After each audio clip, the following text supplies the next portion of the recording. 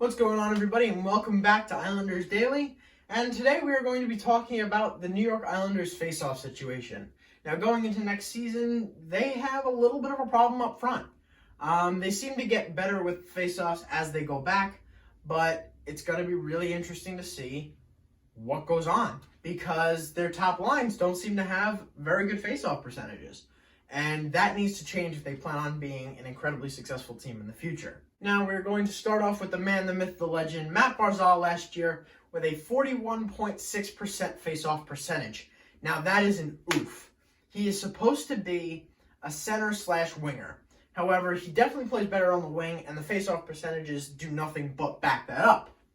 Now, when he is on the wing, Anders Lee puts up a 45% average, which isn't great at all. It's not up to par with what you should be doing as a first-line center, and it's not what needs to be done. I think the Islanders, in that respect, need a better first-line center that can come out and get that done. And I can't really think of anybody that could easily replace them. I know there are a lot of very good face-off guys in this league that they could pick up if they decided to make a trade. Maybe for Jordan Eberle or for somebody else, they could probably pick up a pretty good center. But for right now, they have no face-off percentages up front.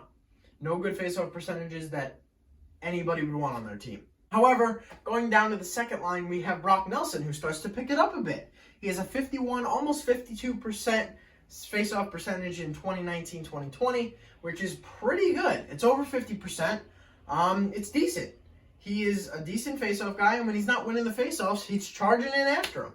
So I think it's not a bad idea to maybe move Nelson up for the face-offs. He's a pretty good face-off guy compared to Barzal or Lee, and he seems to know what he's doing in the dot.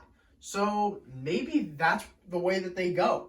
And then as they continue to go down in their center depth, it only gets better. Now we go down to Pajot, who was the third-line center, having a 55% face-off percentage last year. That is what we're talking about. A 55% is pretty much where you're supposed to be. A 55 is where you want to be if you're a really good center in the National Hockey League. Now, obviously, if there are some people at 55, where's that other 45? It's in the bad ones, like Barzal and Lee. Now, Pajot is a really good face-off man and puts up decent points. Maybe he is somebody that you put up to the first line for face-offs, at least during the regular season. The loss of puck possession really gets the Islanders back on their heels. So they need somebody who can come up and win the face-offs over and over again. And I think Pajot is definitely that guy for the Islanders. Unfortunately, he's not their ideal first liner, so he's not going to get that chance for the first line. However, for the bottom six, he does very well. And for when they don't have their high-scoring lines, they can at least get puck possession because they have Pajot in the dot. And then, of course, down on the fourth line, we have Casey Cizikas, who had a 53.5 percentage, which is also very, very good. I think that is probably a little bit misconstrued as to him because in the dot, I'd say he's the best face-off man they have. Although Pajot has a better face-off percentage, number one, not all of it was with the Islanders, and number two, I feel like Cizikas, even when he loses it, he's always chugging in after it. He's that guy that if he's not going to accept defeat. He's going to run in after that puck, push face off, rip at people, make sure that he gets that puck. He's our best forechecker. He is our best pusher, and that's why he's on that checking line. So I definitely believe that he is our best option when it comes to face-offs in general. Even though his face-off percentage is not the best, it's second by about 1.5%, which isn't that big when you really think about it, but it's still significant enough where you want to look at it and make sure that he's either trying to get that up or whatever.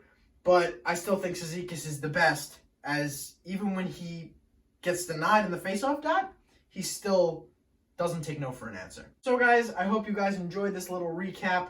This is a pretty okay situation as far as face-offs go, but that first line definitely needs a center that can win over and over and over again. Is Brock Nelson that guy? Is Pajot that guy?